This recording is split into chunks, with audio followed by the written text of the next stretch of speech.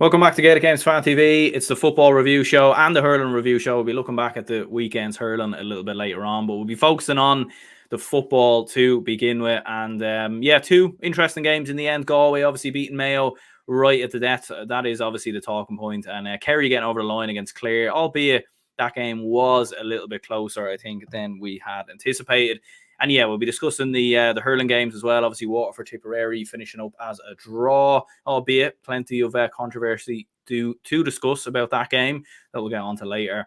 And we will also be touching on the other game that took place in Leinster, Wexford beating Galway, and we will be looking at the Joe McDonagh Cup action as well. So, Matthew, not as much action really to digest, not as much talking points really. How did you find the weekend's action?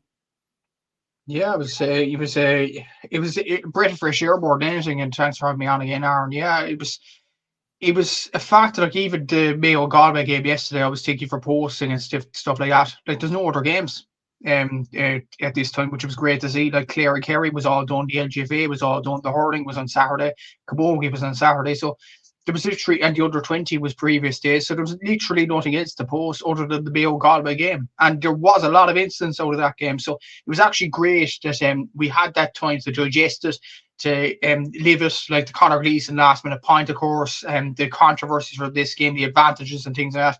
And I'm sure we'll get into the advantage rule when the chat develops. But yeah, the Munster final as well was a bit of a weird one. I thought Clare would fall down to Kerry more than anything, but Kerry got over the line, but just about. Clare scoring that goal, obviously. And then on Saturday, there was full of shock with Wexford beating Galway and incident, of course, with the Waterford and Tipperary game, which I'm sure as well we'll get on to. But yeah, decent weekends of action. But yeah, very few games. But all the more great for us because we could discuss in more detail, I guess. Absolutely, yeah. And I suppose we'll start with the Connacht final. Galway 16 points, Mayo 15 points. A game that went right down to the wire. Mayo were leading by 2 points in injury time. Galway pulled it back and won it. Mayo were in the ascendancy for large parts, really. Like they were 4 points up at one stage in the second half, or 3 points up in the second half, and then Galway obviously hit 4 on the bounce to turn it around. Like it was a very even game. Like Galway had multiple goal chances as well. Like John Maher had one effort that was incredibly cleared on the line. Mayo had a few half goal chances here and there as well. First half was very cagey, I felt. It was a lot of turnovers. It was a very scrappy game. But then in the second half, like it really burst into life, like especially going into the final 20 to 25 minutes. And from there, you didn't know which way this game was going to go. And to be honest with you, as a neutral fan, I kind of wanted this to go to extra time because I was curious to see how the game would develop from there. But Galway, in the end, they get over the line. And yeah, I suppose it was a more rather eventful provincial final than I presume we will see in other provincial finals, apart from Ulster, of course. Yeah, and we've Ulster next week. More to talk about there. That whets the appetite, no doubt about it. But this final in particular was really, really good. In fairness, like the football wasn't great at times in the game. Like I think inside the first 20 minutes, as far as I remember, I think there was only 5 shots between both sides, which wasn't a great look. But as the game progressed more and spaces started to open up, the game started to get more freer, and it was a great game of football. There's no doubt about it. Like Galway, in fairness, when all said and done, Galway deserved to win the game. I will say on this side, he may have performed well up until now, but you see what Galway, and this is the belief I've always had in this Galway team, because they do have the players to produce memorable moments. Like Shane Walsh yesterday was dropped at the start, but came onto the pitch, scores 3 wonderful points. Coming onto the pitch in the second half, Damien Comer, like he was missed dearly in that game against Sligo in the first half. He kicks 2 points against Sligo, and then this game he gets the man of the match award, deservedly so. Like hitting 2 points, 2 brilliant points in fairness, and could have got a goal in the first half, but for brilliant shot stopping from Colin Reeve. But in fairness to Galway, they really tore into Mayo. Like Robbie Finnerty in particular took 9 shots, converted 8. Brilliant performance from him. Now the top scorer from play in the championship so far with 1-9. So you can't ask for much more than that. Matthew Tierney even came onto the pitch later on. And Conor Gleeson, as Porritt Joyce rightly said in the post-match interview, he's got a lot of flack, probably from myself and yourself and other parts of the media, for his goalkeeping performances. But he shut up a lot of doubters now yesterday, including yourselves. So what a point to win it in the last kick of the game. And he performed well. up to that point as well. A few dodgy moments, and the goalkeeping sphere, I'm not going to lie, like Mayo made a few errors, and I'll get onto that in a sec. But yeah, very good performance for Galway all over the field, and Paul Conroy had a leading role as well. Jacqueline and Dylan McHugh were excellent in the back line. I thought they held the likes of Ryan O'Donoghue and Tommy Conroy really, really well, and they deserved plaudits for that. As for Mayo, like, when you look at their shot accuracy, actually, it was 53%. It was 43% from play. And when you look at some of their decision making, I think the key one was Conor Gleeson, coincidentally, actually going out of the goal, losing the ball around the 45-metre line, and Ryan O'Donoghue decides to try and lob him. But Matthew Rand's just on the run. And those are the key decisions that would win Connacht titles for you. And that was a crucial decision in that part of the game for Mayo. And like Mayo actually conceded more frees. They were very bad in the shooting accuracy stakes. I think the kickouts were very, very even throughout the game. Mayo actually excelled from turnovers, especially in the first half. They got 6 turnovers that led to scores out of a possible 7 scores. Darren Maloney was saying on commentary. So it did show that Mayo were working hard, but Galway just had an extra quality, and they always did. They had that focal point as well with Damien Comer. As soon as Paul Conroy or John Maher, when he came onto the pitch, or any other Galway player, seen Damien Comer in a good position, he was straight on the ball. And that was the main difference between the two sides. So, yeah, very good game, very entertaining overall. And for me, the best team won it, and fair play to Galway for doing that. And it'll be interesting now with the players that have come back for Galway into this team, the likes of Tierney, the likes of Shane Walsh, the likes of Damien Comer, what they can do in this All-Ireland group stage, starting off with Derry in 2 weeks' time. Yeah, like, I feel like there's a lot more to come from Galway, whereas with Mayo, like, you feel like we kind of know what to expect now with Mayo, whereas with Galway, with Comer coming back, with Walsh coming back, with Matthew Tierney coming back, you obviously Killy McDade on the bench, John Maher obviously back on the side as well.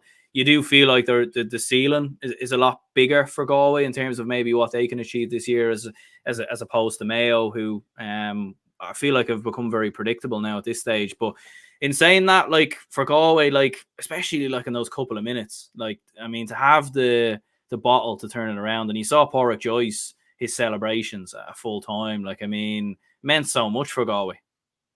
It meant a whole lot. And I suppose, like, Galway going for 3 in a row, you would have thought that this year they would mean as much. And obviously the talk during the week was that either side would be better off losing this game to get a better group draw. And me and Seamus discussed this on my podcast during the week, that it's absolute madness that we're thinking about a Connacht final, and we're thinking about teams that would be more inclined to lose rather than win. But both those sides went at it yesterday. Mayo didn't perform to their utmost, and I think they were very, very poor at stages, but both sides wanted to win. And that was the key thing about it. Like Padraig Joyce on the sideline, even the decisions that went against them, the David Goff not allowing advantages in the second half. Like, you could just see from his expressions on the sideline, it meant a whole lot to him to win the Connacht title. And as Joanne Catwell said before the game, like, Galway's record, or Joyce in particular's record against Mayo as a manager, is absolutely dreadful. And for him to go on and win that game was absolutely brilliant to see. And the attitude for the Galway players was brilliant from minute one. Yes, they had a few patchy moments in the first half. They weren't getting out of their own 45. Mayo were kind of dominating the possession a bit. But as soon as Galway started to get a foothold, they started to create more goal chances, and actually creating the goal chances. Galway actually created, I think, as far as my memory goes, I think they created about 3 or 4 goal chances. The key ones to stick out was John Maher one in the second half, and obviously the Cobra one in the first half. I don't think Mayo created a goal chance in this game, which was a concern for them, more than anything. And for Galway, like, there is a lot of scope to get with the likes of Matthew Tierney, as you mentioned there, Killy McDade coming back into the squad is a great sight to see as well. And you have other players coming in. Yes, they've lost the likes of Peter Cook and Ian Burke over the last few seasons, but Galway still have the capacity to put it up to any team across the country, with a full roster of players available to them. And with Robbie Finnerty on form, like, this guy is absolutely brilliant at the moment. He scored 1 goal and 32 points across the whole of 2024 so far in I think just 10 games. So that's an incredible tally to have. He scored 1-9 for play, as I mentioned there. 89% shot accuracy yesterday. You can't ask for much more. The only one he missed was the one he dropped short in the first half. That could have easily gone out of the bar for good goalkeeper for Colin Reeve. So I would say Galway have a lot of potential to go this summer. And it'll be interesting to see them in the group with Derry and the likes of Westmeath in the next few weeks as well. And see how they get on in that group. They'll be facing the loser of the Ulster final as well, Armagh, Donegal. So you'd imagine Galway still have a lot of potential left in them, and the key for them is to reach an All-Ireland quarter-final to right the wrongs from last season, because Galway looked in very good shape but failed to reach the quarter-final. I think they're in good shape to do so this year. Will they do so? It remains to be seen. Yeah, I think anything other than reaching a quarter final for Galway would be seen as a failure in terms of the season. And I think the same would apply for Mayo as well. David O'Hara says here it was never a free for Galway. What did you think of that? I mean, there was obviously numerous sort of contentious refereeing decisions, especially towards the end. I mean, the free obviously with Sean Maher and Tommy Conroy, like. Tommy Conroy gets there first, like to be fair, but there is a bit of a follow through on John Maher, so you can understand why he's given the free. But the one at the end, I did think was a bit harsh, to be honest with you, because like you're seeing all the heavy hits going in on the Mayo player. We've saw them given the other way on numerous times, and you just feel like that's one of them that could go either way. And in the end, he calls it for over Kerry, and then obviously Conor Gleeson pops the ball over the bar from there. But what did you make of some of the refereeing decisions? I mean, a few that arguably went against Galway as well, so probably evened itself out a little bit. And that's exactly it. I think it did even itself out, because let's not forget, of course, I think it was kind of a harsh free for Galway towards the end, and Mayo could feel hard done by that. But number one, the performance of Mayo wasn't good enough, and I think Galway deserved to win on the grand scheme of play. And number two, them two advantage calls by David Goff were absolutely, in my eyes, never those decisions whatsoever. Like, there was one where David Goff gave a throw ball, and I was like, when has that ever happened? You know, it's a ridiculous decision. And then the one where the Galway sub comes onto the pitch, I think Daniel O'Flaherty, number 19, is coming onto the pitch, and David Goff allows the sub rather than Galway taking advantage of a possible point. Like, what's that about? You know, I know this is the frustration with neutrals and Gaelic football. Like, you just allow the game to flow, and it will be a better game of football. But no, he dragged those back, and what I will say, it did even itself out, because yes, it could have been a harsh free for Mayo, but Mayo got two decisions for them here in the last few minutes, and Galway were complaining. So it did even itself out. Mayo weren't good enough on the day. They made some rash decisions themselves. They had a 53% shot accuracy, as I said. They weren't good enough on the day. Galway did very well around the middle, especially in the second half when the game came to the boiling point. And I think that's what made the difference at the end. And Galway were the better team overall. And I will say, yes, it was a harsh free, but it evened itself out at the end, and Galway were deserved winners. Absolutely. Yeah, Mikey says here a bit harsh to say Mayo fell apart. They weren't great, sure, but it wasn't one-sided at any point.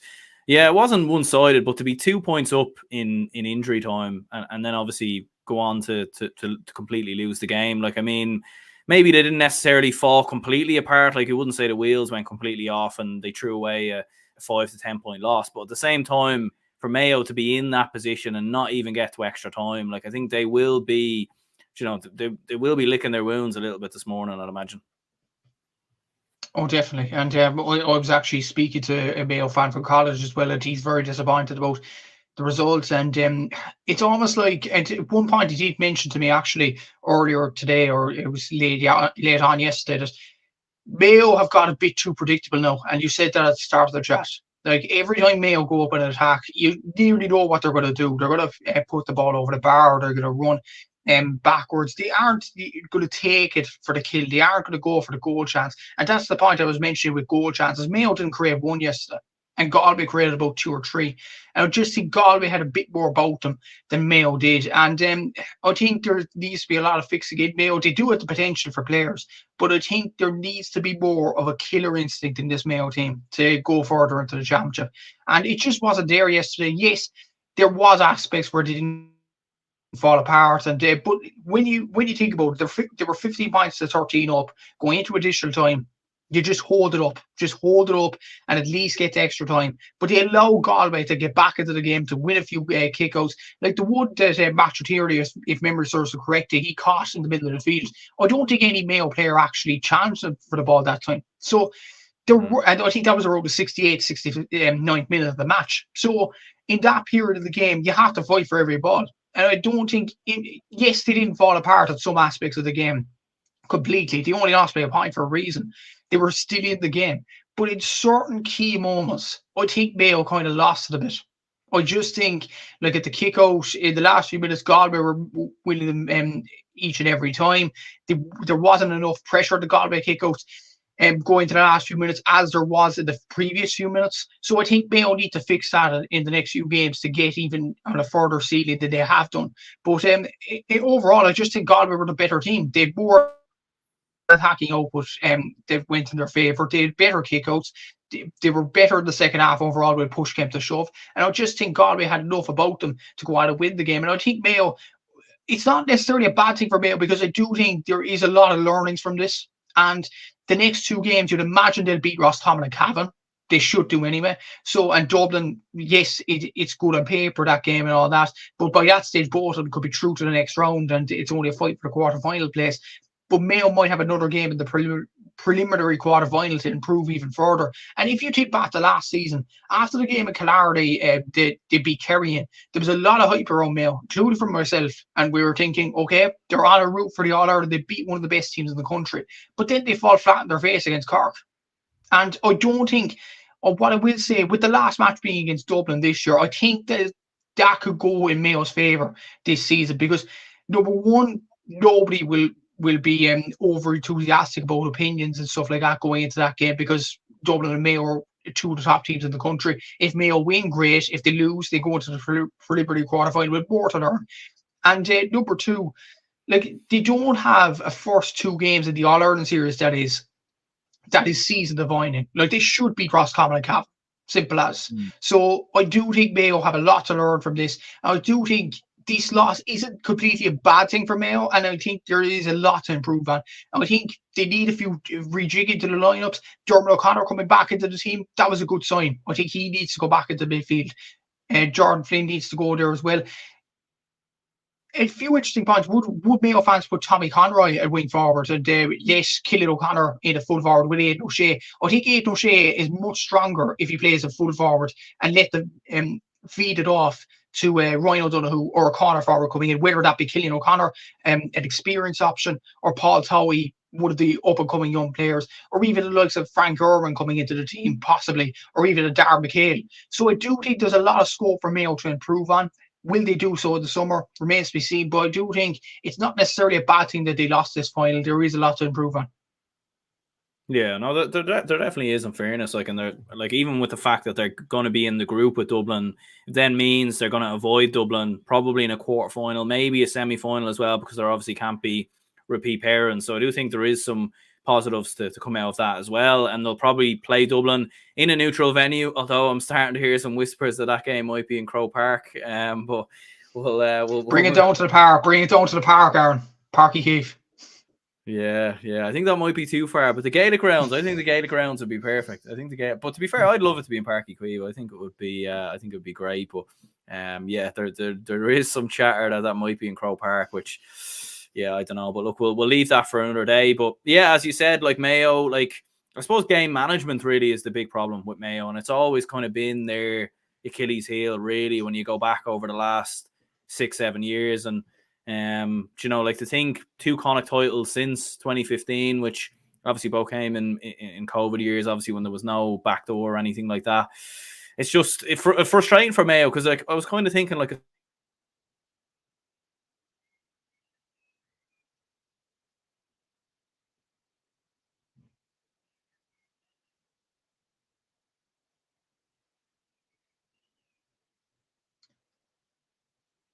Yeah, I think we've lost our host there, but I'll talk more about Mayo, I guess. Yeah, Mayo. Yeah, there is a lot of improvements to go on in the All-Ireland series, and I do think with the group that they do have in Roscommon and Cavan, I do think there's a lot of scope to keep improving and doing that. And when you look at the lineup, obviously, as I said previously, there is a lot for Mayo to change and things like that. Would you put Tommy Conroy wing forward? Would you bring Paddy Durkin back into the fence? I know he wasn't fit enough to play yesterday. Owen O'Donoghue came in his place. Owen McLaughlin came in, which was a good sign as well. Like Jack Coyne played well enough in fairness. David McBride. So I do think there's a little chop and change to do with Mayo. Like even Jack Hardy, would you start him in the next few games? He started at number 12 yesterday, wasn't really in the game as much as he liked. So would Jack Carney be better off coming in as an impact sub for Mayo? But I do think, as I said previously, there is a lot for Mayo to improve on. And it'll be interesting to see what Kevin McStay changes for the next day against Cavan and Michael Park in 2 weeks' time. That'll be an interesting indicator as to where Mayo are at, because to be honest, they should be Cavan, especially with the loss that Cavan got with Paddy Lynch getting injured. So yeah, I think, as I said previously, yeah, there is a lot of things to improve on for Mayo, and it'd be interesting to see the lineup in 2 weeks' time. Absolutely, yeah. As Yul says here, great video, the best GA comments. Greetings from Mexico. Yeah, thank you very much. Hope all is well with yourself. Mikey says, not to make excuses, but that must have been David Goff's worst performance. You can say that Mayo got more decisions overall. I'd agree, but his mistakes meant he had to write them in injury time. Yeah, it did feel maybe a little bit like that. Like as we said before, I think the Shane Walsh free towards the end, I think that was definitely a free. I think the other two were very debatable and could have went either way. But look, sometimes you get the rub of the green, sometimes you don't. I suppose these things tend to balance themselves out. But yeah, I'd rather he not give us the decisions earlier in the game if it meant he wouldn't try to fix them when the game is in its climax. Yeah, like, I mean, but at the same time, like those chances that he called back, like because especially the Damien Comer one, like he probably, like he might have put that ball in the back of the net, and then we're looking at a completely different game. So yeah, exactly. And I just think those kind of decisions actually irk me, to be honest. There was scope there to low advantage, and David Goff didn't do it. And that was the big thing out of it. Like even the sub coming onto the pitch, I think that was the same incident with Comer. Like that was just so frustrating. From a neutral point of view, I have no preference between Mayo and Galway. I like both counties the same way.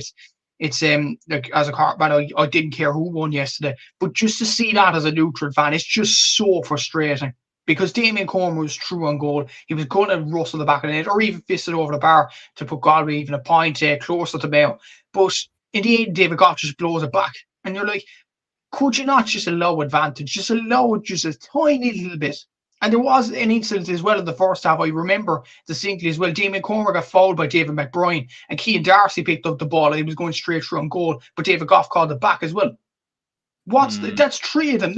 Like, what is the point of this? Seriously, it's ridiculous more than anything. Again, I will say, yes, referees get a lot of flack, and unfairly so, on social media, etc. But I do think just allow a bit of an advantage, just so the game would flow freer more than anything. And like for those sorts of incidents which are obvious, like Goff has to allow advantages there. There's no doubt about it. And I just think they were poor decisions more than anything. Not just the two in the first half, but the one with Cian Darcy as well was absolutely mind-boggling in my opinion. Absolutely, yeah. No, it's yeah. Look, there certainly were some debatable decisions and everything else. And look, as you said before, not the end of the world for Mayo. Like I think they'll get through that group. I think they'll have enough to beat Roscommon. I think they'll have enough to beat Cavan. The Dublin game then is a free hit. You know, if you win it, fine, you're straight through to a quarter final. If you don't, you're second. And you know, at least you won't have to play Galway in a preliminary quarter final. You'd imagine. You know, because obviously there can't be repeat pairings. So depending on how that ends up, you know, at least you will avoid them, in fairness, if they do finish third. But we'll obviously have to wait and see how that. One point as well, Aaron, about the group stage. Mayo have to play Roscommon in match day 2 in Dr. High Park.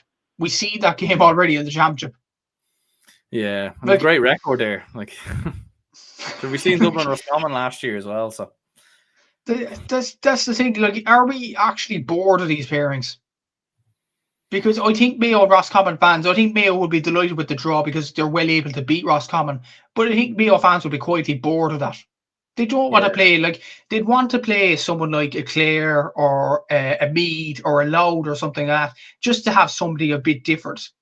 But they're playing Roscommon again. It's just a bit underwhelming more than anything. And even the Kildare Dublin game last season, that was underwhelming. Donegal, Tyrone, you could say, have potential to beat each other in the group stage this year. Donegal, Derry, the same.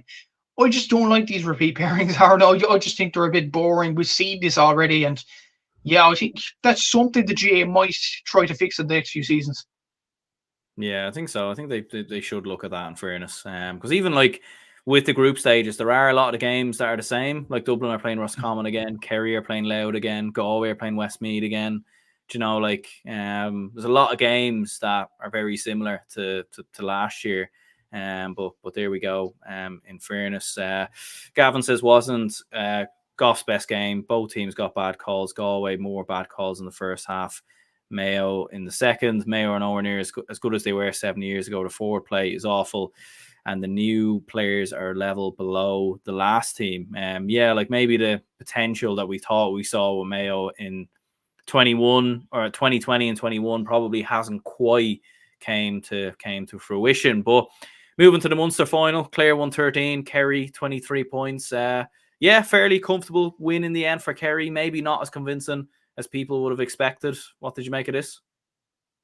It definitely wasn't as comfortable as I expected anyway. No doubt about it. Like, I thought Kerry would roll all over Clare in this one, and they didn't. Like, in the first half, there was sides in the game where Kerry, they could have even put Clare away in the first few minutes. That chance, I think, for the Kerry forward, I think it was Darren Moynihan at the end of it, correct me if I'm wrong now, but Clare somehow... Joe O'Connor, yeah, it was Joe O'Connor when he slipped there, but yeah, Kerry could have easily hit a goal there, but Clare got away with it, and that was coincidentally, I think that was Kerry's only goal chance in the game, and Clare had a goal chance from Dermot Conklin in the first half, well saved from Shane Murphy. The one at the start of the second half from Brian McNamara, could he have passed either side? But to be fair, it was a good shot from Brian, but save again from Shane Murphy, and obviously the Akeem Uguara goal, which I think was well taken by Akeem, very well taken from a wing back at his first score in championship football. Fair play to him. But I do think, from a Kerry point of view, like, that's 2 goals in 2 games where a player, whether it be Akeem Uguara or Paul Walsh, going straight through the defence like that down the centre. And I think that would concern Jack O'Connor more than anything. And I think they need to improve on that later on down the season. I do think there is, again, like Mayo, I think there's scope for Kerry, to improve, because you look at their group, Monaghan, Meath, Louth, I think that should be easy enough to get out for Kerry. They could try a few new things out. Obviously, try the defensive system. They look very leaky at the back, which is a concern for them. Like, Cork created 3 chances in one half in the first half in Killarney. Clare created 3 chances as far as I know. I think they might have created a 4-goal chance in this game in Ennis. And Clare weren't close to doing that last season. So I do think there is concern for Jack O'Connor going later in the season. The positives for Kerry, Tony Brosnan, excellent performance from him, very good kicking, scoring 3 points. Joe O'Connor was good at some aspects as well. Thomas Sullivan had a good performance at times. Brian O'Bughley as well. Jason Foley coming back into the team, he's a positive at full back, and I think they will improve as time goes on with him in the team. David Clifford wasn't really involved as much, but I do think Clare were very good at shackling him, to be fair. Sean O'Shea did very well in the forwards with 9 points. But you have to give credit to Clare. And I said previously that Clare don't deserve to be in the Sabagor because of them losing to Down at Park Esler. Some part of me is thinking, I agree with that, but another part of me is thinking this performance has showed that they do belong in the Sabagor Cup, and very good performance from them. Dermot Coughlin, centre forward, is really impressed with him moving up and down the field. Aaron Griffin with 2 points. I think Aaron Griffin has scored now 21 points from play across the league and championship in 9 games. So that's an impressive tally. So he's definitely a player to watch later in the season. Emmett McMahon's played well, so did Kieran Downs. Daniel Walsh, Mark McAdory when he went on. I do think there is scope for Clare to improve. And what I will say about Clare, that game against Cork in 2 weeks' time in Ennis is going to be crucial for them, and a game that they'll target to win. So it'll be interesting in the next 2 weeks how Clare perform in that game in particular. And from their point of view, they'll be proud of their efforts. The players will be disappointed, no doubt, but I think they will be proud of their efforts of holding Kerry at major parts of the game and holding David Clifford more than anything else. But I do think for Kerry, from Kerry's point of view, the first 2 performances in Munster in particular haven't been good enough. And I think if they are to win in All-Irelands, they have to improve on those. I'm confident they will. I do think they have good players, and I do think they have good players in both defence and attack. But they have to improve fast, and there's no doubt about that, Aaron. I think there will be an opportunity there at the group stage against Monaghan, against Meath, and against Louth to improve even further. They need to have this opportunity and grab it and gain a bit more confidence as they move into the later stages in the season. Yeah, like I've seen some people like really write Kerry off, and obviously they got a lot of criticism on the Sunday game and everything else, and in commentary and everything else. And obviously we have seen this though before with Jack O'Connor and Kerry, even in his last spell. Like I remember when in 2009 when they got beat by Cork, I think it was, and then obviously they, scraped through the qualifiers. I remember them playing Sligo and they barely got over the line. And then obviously they played ourselves and we were all confident that we were going to beat them. And then, they clicked the fingers and, absolutely destroyed us on the day. And it was sort of similar last year before the Tyrone game as well, where Kerry had struggled a little bit throughout that group stage. And fair enough, they waltzed their way through Munster. But you just feel with Kerry and with Jack O'Connor, they do look like a team that are very much keeping themselves in reserve for the time the quarterfinals comes around. And I wouldn't even be surprised if there was a slip up from them in the group stage. Maybe a Monaghan or a Mead could take something from them. I don't think they win every game in that group, to be honest with you. I think there might be a draw or some sort of slip up along the way. I think they'll win the group, but I don't think it will be completely plain sailing from a Kerry perspective, because I do think it won't be until quarterfinal weekend, in my opinion, where we really see them click into gear. That's a bold prediction, Aaron. Saying that Monaghan, Meath or Louth will take points off them. But to be fair, though, I don't think Monaghan will beat them. I think Kerry should win that comfortably. Monaghan's record in Clare is terrible. So, and with the injuries compounded onto Monaghan's campaign as well, I don't think they have a chance going down to Clare. I do think Meath have the capacity and the partality to shackle Kerry. I do think that.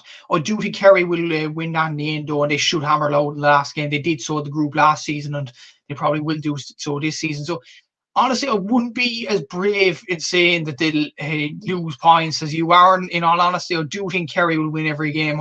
They should anyway. If they have any hopes of getting an All-Ireland to their name this season, they have to beat all three sides. No disrespect to them, but I think Kerry have to beat them. There's no doubt about that. But the performances in Munster would concern Kerry, and I do think there's still a lot of improvement to make. I think they need to play the likes of Tony Brosnan more. Paul Ganey is more of an impact sub now. Paddy Clifford has performed well despite the players around him having not played well. Killy Burke at wing forward needs a bit more confidence, because when Killy Burke gets a bit of confidence, I do think he's a difficult player to stop. Dar Moynihan as well, very good player. It'd be interesting in midfield. Will they bring Barry Dan O'Sullivan back into it? Because Dermot O'Connor and Joe O'Connor, they have done well in the last few games. But I do think there is an element there that they haven't performed to their best of their ability in the last two games. So if Barry Dan comes in, will he shake up a few things after that? Jason Foley, full-back, if he gains more fitness as the games go on, I think he will improve. Tom O'Sullivan there as well, Gavin White. I do think there's potential there for Kerry. Look at the players that they have already. There are some very talented players there, along with Mr. Clifford himself and John O'Shea up front. And I do think there is potential for Kerry to go on and win the All-Ireland, because you looked at that. You both wrote Kerry off going to the quarterfinal last year against Tyrone, saying that Tyrone have better man markers, etc., etc. And then Kerry turned up to Croke Park and it was almost like, we're back. And that's what Kerry are so good at in the last few seasons. And I wouldn't be shocked if they come up against a Mayo, a Dublin, a Derry, a Tyrone, or Donegal, or Galway, or any other sort of team like that, and just produce an unbelievable performance and go on and win the game. It's just Kerry's DNA to do this. So I do think there is potential for Kerry to improve as the games go on. It doesn't look as if it's happening early on in the campaign. I do think they'll win all three games. Clearly you don't, but we'll have to see who will be right in the next few weeks. Yeah, I think Agent Brennan is going to do the business for Louth. I think Louth might nick a draw maybe or something. In all seriousness, it does, like, when you actually kind of break it down, I think maybe they probably will win every game, but we'll see what happens. But yeah, as for Clare, as Gavin is saying here, Clare, Cork and Tyrone might be tight. I mean, Clare, obviously, as we said, they showed a lot of positives here. And I think we were all kind of looking at them and thinking, what group will they get? Well, they'll be the easy game in the group and everything else. But after showing a lot of positives here, as you said, Dermot Coughlin was very, very impressive. Emmett McMahon, I thought, had a very, very good game. Some of the points he hit from frees were absolutely outrageous. So in that group with yourselves, they obviously beat yourselves the last time they played. He is obviously in the championship last year. Tyrone are very inconsistent at the best of times. You don't know what you're going to get from them. So could Clare get out of the group? I don't think it would be impossible. I don't think it would be either. And the performance they gave against Kerry, I think the best thing to happen for Cork yesterday was actually for Kerry to hammer Clare and just the confidence to drain out of them. But the fact that Clare got a load of confidence out of this game, testing Kerry all the way, creating 3 or 4 goal chances, I think it's a positive for Clare going to Ennis to play against Cork. And Cork have to be up at their top level. There's no doubt about that. We weren't last year and we got caught. So I do think like there is potential there for Clare to dominate in parts of the game. Like Brian McNamara, it'll be actually interesting to see how he gets on against Colin McConnell and Ian Maguire now the next day, because he had a very good game now yesterday in midfield and only 21 years of age. Really, really impressed with him. And he was only under 20 last season. And Derby Coughlin, centre forward, who will go on him. Sean Meehan, I'd imagine.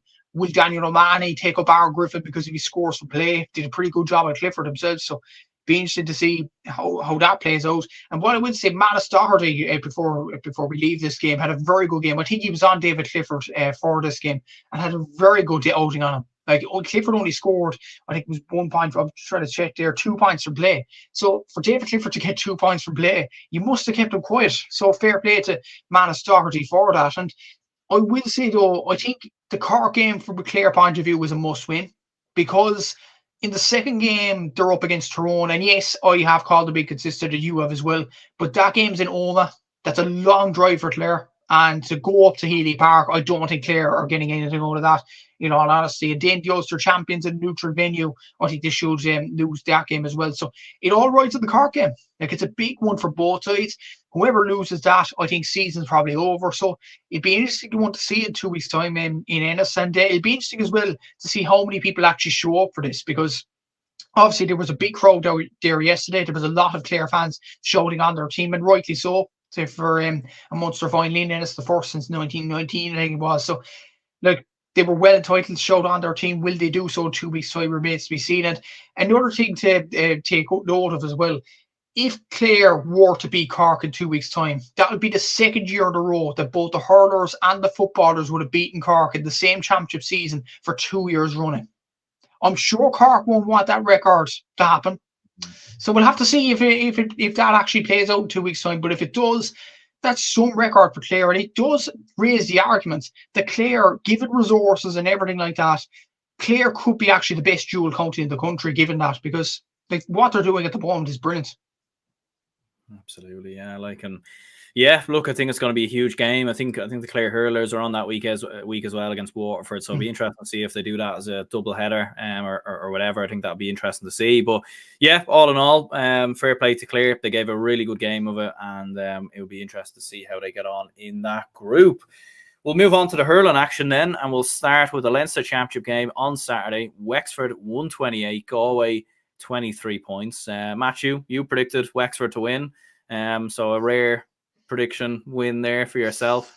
And obviously Michael Deedy, who I was on the GA hour with during the week, he actually predicted Wexford to win this game as well. So like what a win for Wexford, but what on earth is going on with Galway? It's $1 million question. And the reason I said Wexford to win this game was number one, because they have the capacity to produce a performance against a Galway or Kilkenny after losing to Antrim or Westmeath or Carlow, because that's just Wexford's DNA. I don't know how they do it more than anything. But another reason, Galway were just so underwhelming last week against Kilkenny. And that was a game where they had to target, we're going to win this game, set out a statement, set out a stall. But they didn't do it. They needed a last bit of points to get it over the line and even get a draw on it. But for Wexford to win this game, am I surprised? I'm not really looking at the result and all that, but when you look at the context of the game, and Wexford were down to 14 men after Keith Berg getting sent off, and for Galway to actually lose more ground and gain it in that time, like, I'm actually surprised at that. And that just shows the problems in Galway more than anything. It's just really, really poor. And it's some of the players that are just not performing to their utmost ability. The fans don't seem to be turning up, which probably shows as well that there's no belief with Henry Sheffield at the wheel as Galway boss. Like, it's just the fact that Galway are just slowing down more than anything. Like, you look at their performances from some of their players, like their most that any player got from play was Tom Monaghan, Conor Whelan, and Gavin Lee with 2 points. That really isn't good enough to go on and win the game. And yeah, there's a lot of problems to be fixed within the Galway camp. There's no doubt about it. They still have Antrim to play. They still have Dublin to play, and they still have Antrim and Dublin. I think the last 2 games that they have to play. So, like, there's no guarantee that Galway will come out with easy wins in those games. Look at that performance. So there's reasons to be concerned from a Galway point of view. But as for Wexford, it's a really good performance. And what I would say about them, like, it was just against Dublin and Antrim, it was a last minute kind of collapse. Like, Dublin scored 2 late goals to get a draw at Wexford Park, and the Antrim game, it was just poor the last few minutes, allowing 2 goals to go in so easily. But what I will say about Wexford, they have shown glimpses in the league and in the championship that they are making progress. Like Dee Chain in particular, Rory O'Connor was exceptional in this game, scoring 1-6 from play and a brilliant goal, well taken as well. Keane Bird, before he got sent off, was a key figure in this game as well.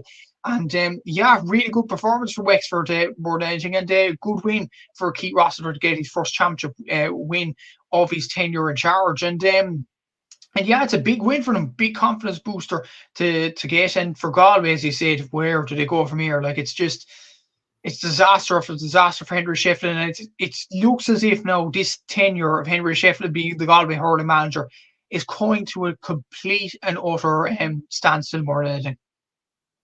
Yeah, and we'll get to that maybe in a few minutes. But looking at Wexford, first of all, like, I mean, how is it that Wexford keep doing this though? Because like last year they lost to Westmeath, and then they went out and beat Kilkenny a week later, and now they've obviously lost to Antrim, and now they've gone out and beat Galway in for the first time ever in the championship, or for the first time in 28 years, but the first time obviously since Galway came across to Leinster.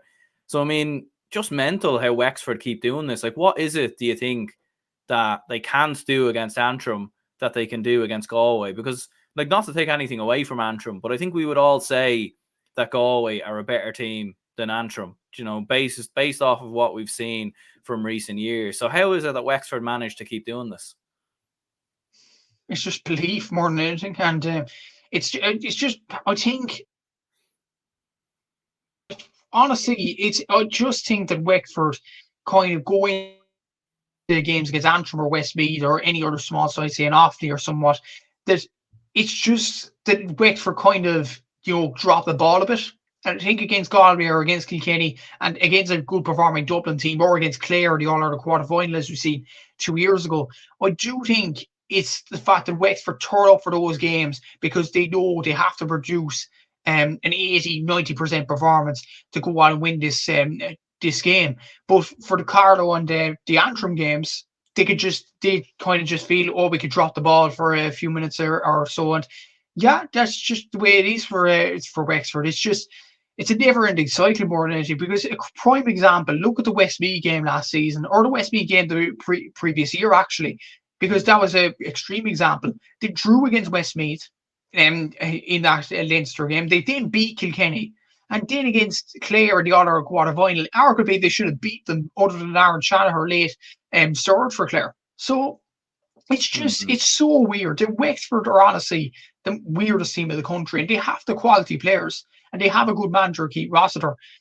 It's just about, kind of getting that element out of their game. And I think Keith Rossiter was on the way to doing that this season, more than anything, going to the Antrim game. But after the Antrim game, the questions started to go up again. I think the major test of Wexford's resolve and see how they turn the corner is the game against Carlow. I'm not sure when that game is going to be exactly.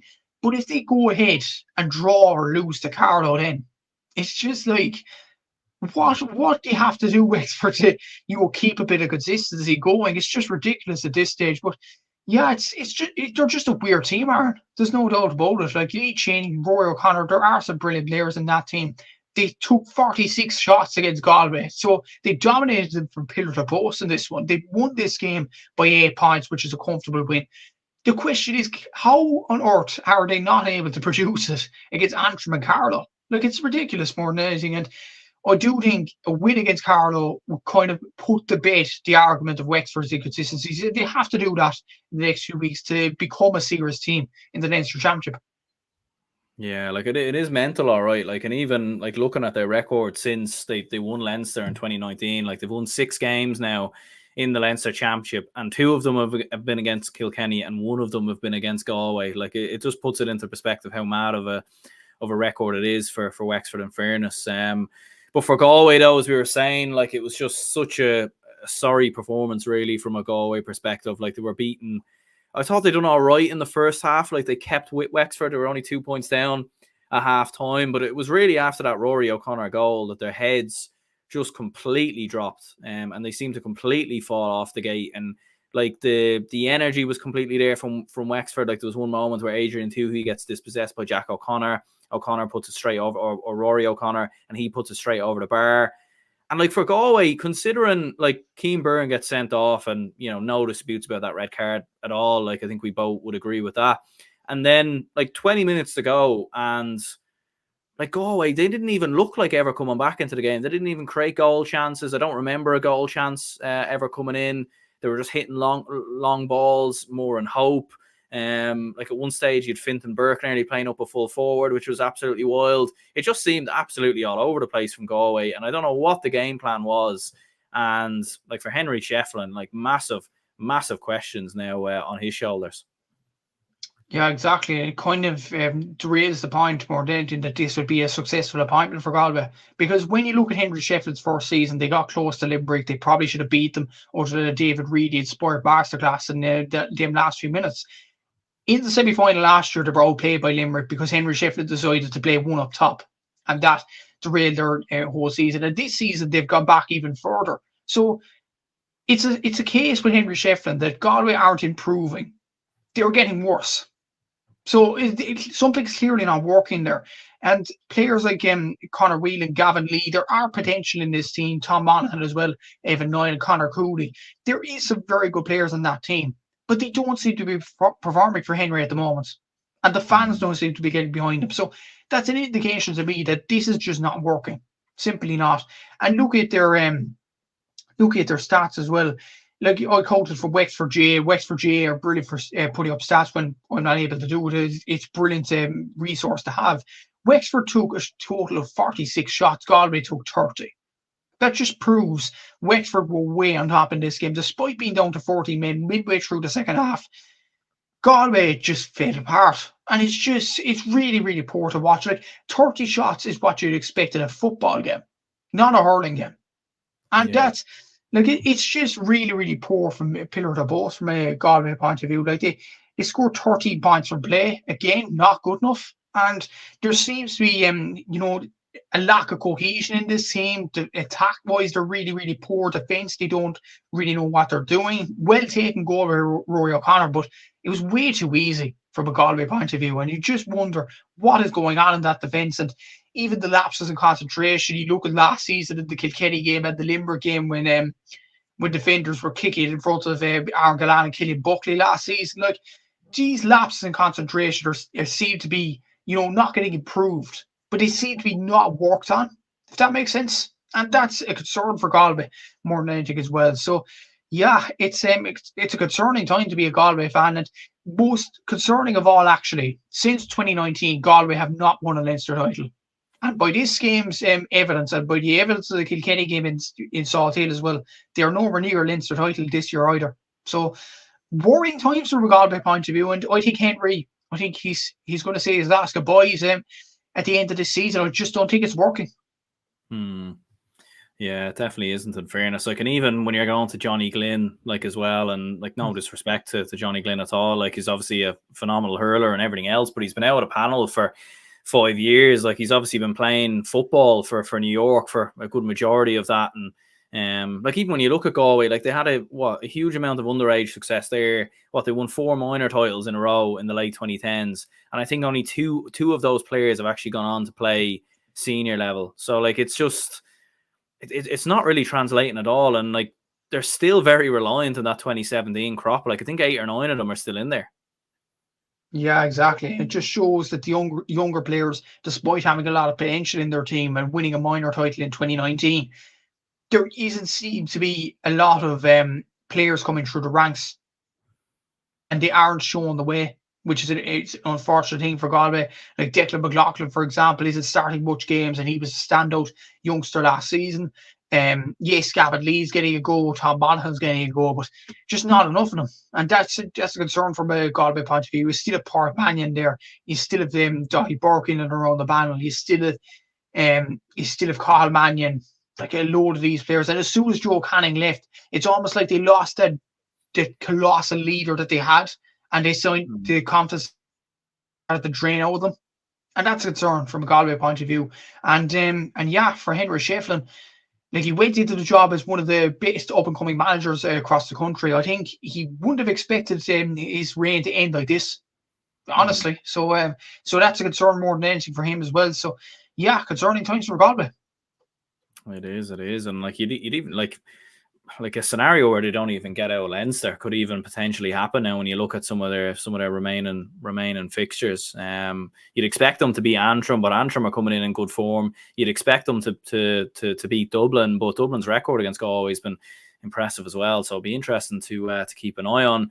Other game in Munster, Waterford 321, Tipperary 127. I suppose the big talking point really here was James Owens, obviously with the penalty running across Barry Hogan's site, obviously in the when the penalty was being taken. Bit mad. Like, what on earth happened there? Lack of communication, I guess, or something like that. I just honestly, it's one of those scenarios where you just cannot explain it. Like, what on earth? Like, I will say yes, and I'll say it again, the same as what I said about David Goff in the Connacht final. Referees get a lot of slack, and they deserve a bit more respect than what they're getting on social media. But what James Owens did on Saturday is just inexcusable. Like, at least let Stephen Bennett retake the penalty, and at least give Barry Hogan a chance to save it. Like, you wonder, what is he actually doing running across the goal? He's in a good position as it is. Yeah, like, he could just take a few steps back, and yeah. It's so mind-boggling, Aaron. It's just, I have defended referees over the past 2 seasons, and like, I do stand by the point that referees get a lot more slack than they should. But that on Saturday was just, like, it's just frustrating. One, if in all honesty, Aaron, it's just really, really poor from James Owens, and you just wonder, like, to take the boggles my mind. He was in a good position as it is. He was in a good position to the right of Stephen Bennett, to the left of Barry Hogan, and he still has the need to move across the goal while he's blowing the whistle. What's this? Like, it's really, really poor. And Barry Hogan has the right to feel aggrieved over that. And he was complaining to James Owens after that decision as well. And there was actually, I rewatched the game now today because I was watching another 20 game on Saturday and did stats on it and stuff like that. But I noticed the other incidents as well while watching it. The Mikey Kiley incident that did yield the penalty, there was a similar incident down the other end with Mark Kehoe and the Waterford defender that wasn't given. So again, we're thinking consistency in the game as well. That it was just poor, it was a poor night from James Owens, and I think he'll admit that himself. But that sort of an error, I never seen that on a hurling or a football pitch or any Gaelic Games pitch for that matter as well. So yeah, it was just mad state of events. Yeah, most certainly was. Like, and there was a few, as you said, like, there was a few decisions really that that Tipperary can feel hard done by. Like obviously the referee, when we discussed that, but as you said, like, Mark Kehoe could have potentially had a penalty. Like, it looked like he was being held.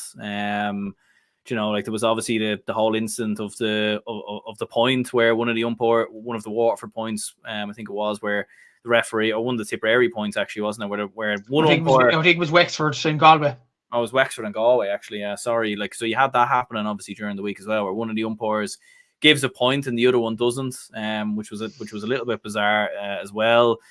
Like, you going back to this game, like, you'd Kevin Mahoney booked for like a heavy enough challenge, obviously, like in the build up to the second goal as well.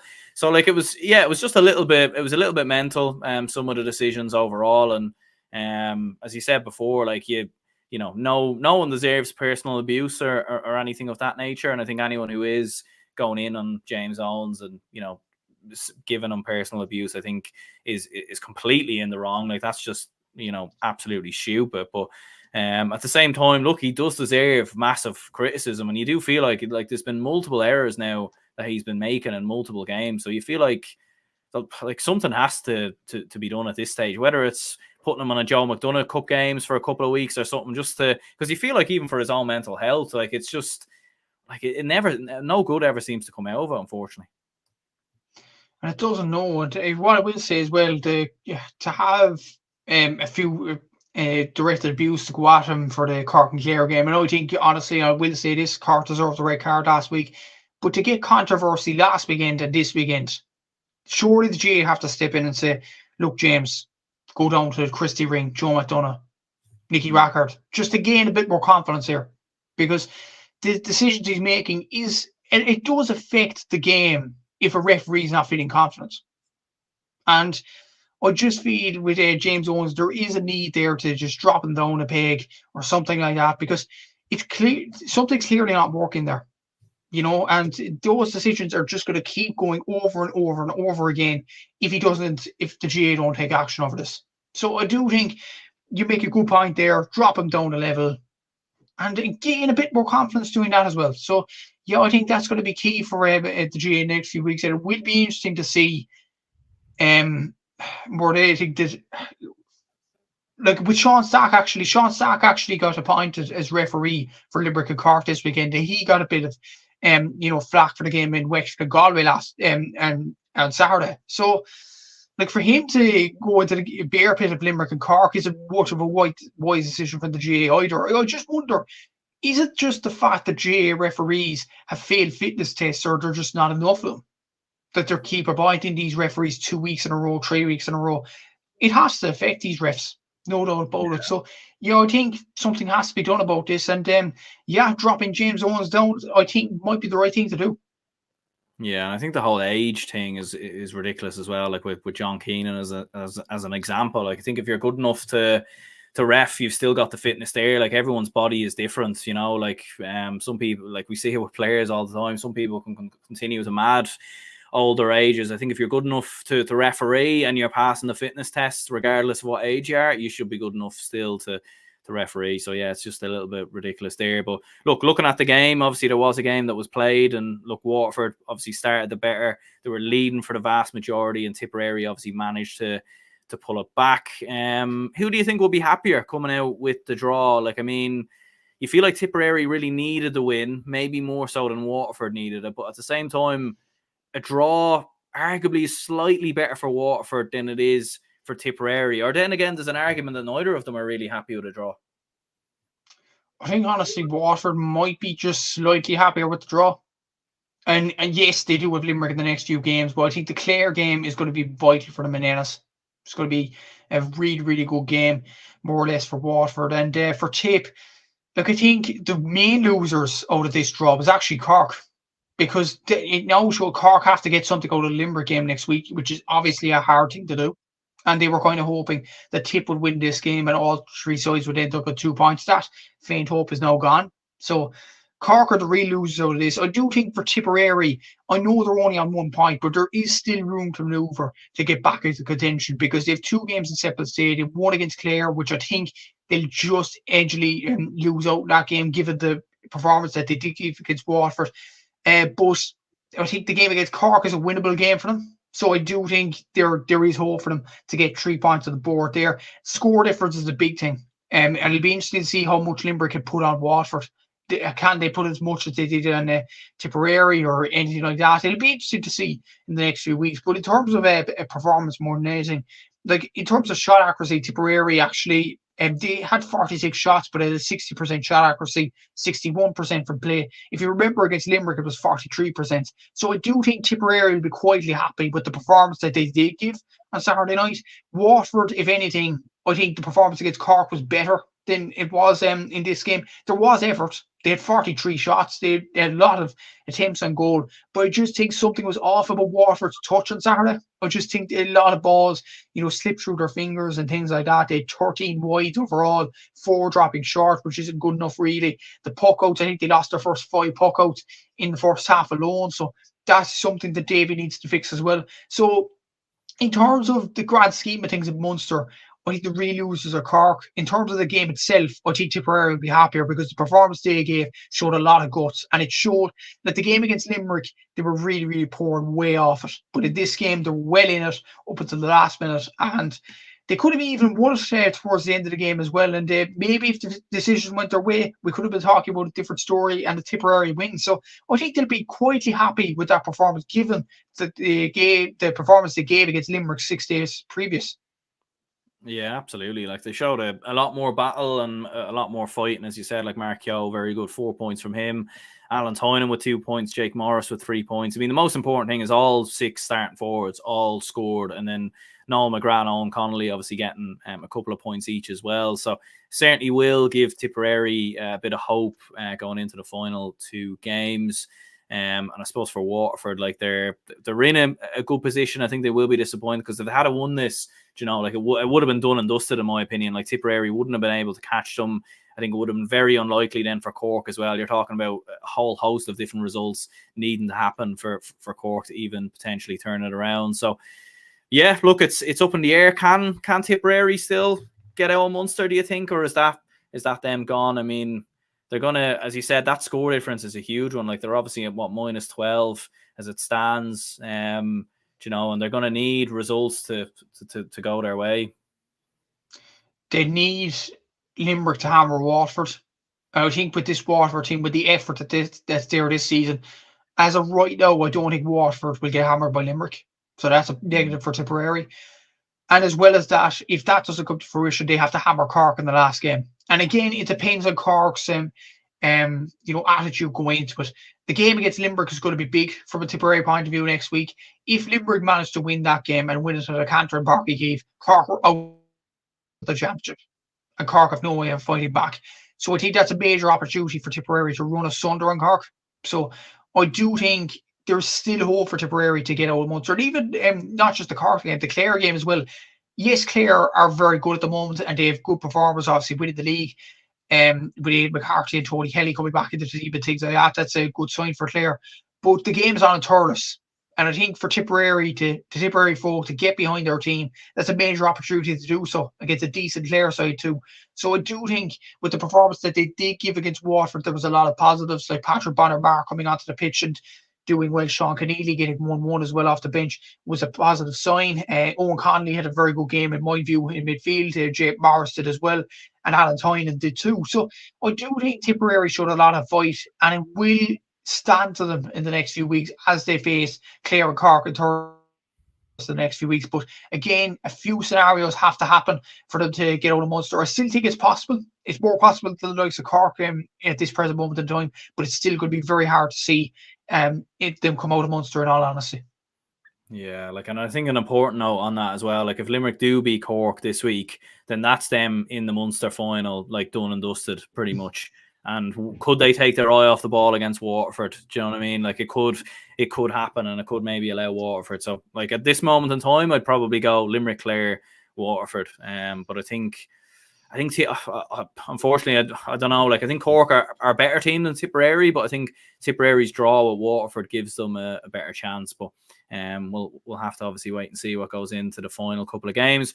Looking at the Joe McDonough, I suppose the one that everyone was keeping an eye on was the Kerry and Laois game. It finished Kerry 18 points, Laois 125. Laois, I think, were 1-4 to a point up after the opening 10-15 minutes. No real way back for Kerry after that. So look, fair play to Laois. This was a banana skin really, given what Kerry had done to Westmeath, and they got over the line. Yeah, a good win away from home for Laois more than anything. Like Aaron Dunphy scoring 11 points was big for them.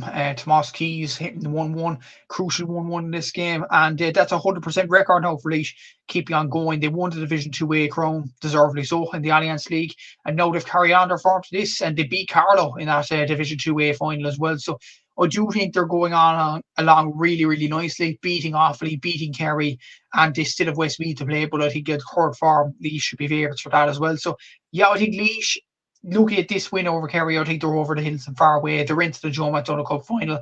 It'll be a question who will join them. Will it be Offaly? Will it be Kerry in the next few weeks? So I think Offaly play against Kerry next week or the week after. So that's going to be a crucial game to decide who will get into that final. But Down are there as well, as you're going to mention as well. So yeah, it's going to be interesting with the places involving Kerry. But for Laois, I think they're in the Joe McDonagh Cup final already, and after a very good season, won back against them winning it. Yeah, I think they're certainly the favourites at the moment, and like a fairly comfortable win there. Offaly, fairly convincing win for them as well versus Meath, 5-31 to 3-16. Very convincing from an Offaly perspective, and unfortunately for Meath, it does look like they're heading back to the Christie Ring. Yeah, and some good goals in this game from Killian Sampson. He hit 1-2. Charlie Mitchell with 1-7. Dan Burke 1-3. Adam Screeney coming off the bench from injury, scoring 1-1 as well. So good win for Offaly, and Oisin Murphy getting a goal as well. So decent win for Offaly. But what I will say about me, yes, I think they are going out of the Christie Ring Cup, and they will be missed from the Joe McDonagh. It's just a shame how this season has transpired for them.